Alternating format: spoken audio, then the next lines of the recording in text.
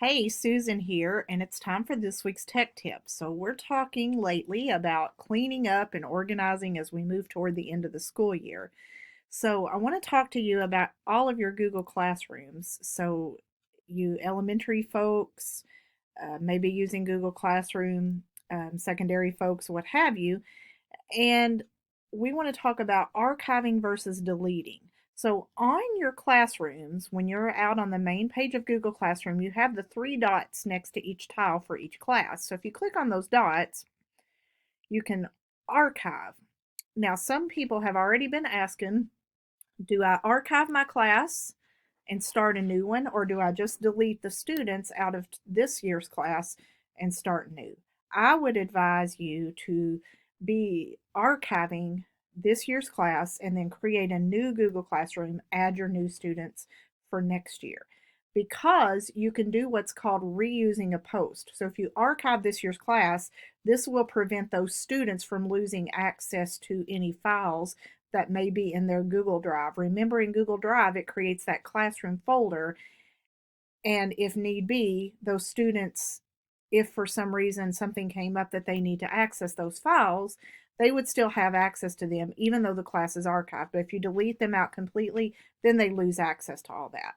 So we're going to take my test class right here. I'm going to click on the three dots, get the menu, and I'm going to archive that class. And it'll ask, are you sure you want to do that? And I'm going to click archive. So then when I click my menu over here, it doesn't delete it. I'm going to click my three lines on the left, and then I'm going to scroll all the way down to the bottom, and I can choose archived classes right here. So if I want that class back, if I need to restore it, I can see all of my classes that were archived. So now let's say I've gone down and I've created my class for next year. So I'm ready to start, and I'm going to go to this test class 2. So I'm going to open this class. It's the new school year, so I'm ready to put some new class work up here.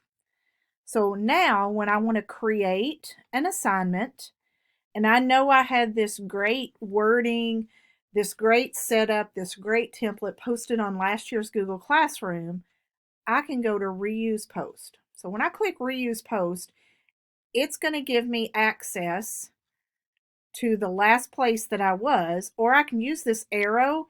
It's going to show me every class that I'm a part of as a teacher. So I'm added as a teacher to all these classes. But now notice I can see that test class and it is archived. So I could essentially reuse a post from any of these classes, whether they're archived or not. But the nice thing about archiving a previous year's class is you still have it, and then you can still use that. I want to use this summary of chapter assignment. Click on it, hit reuse, and then it'll load it into my current class. I can do any editing that I want to. I can add any new documents that I've created since then, and then I'm able to reuse all of those posts.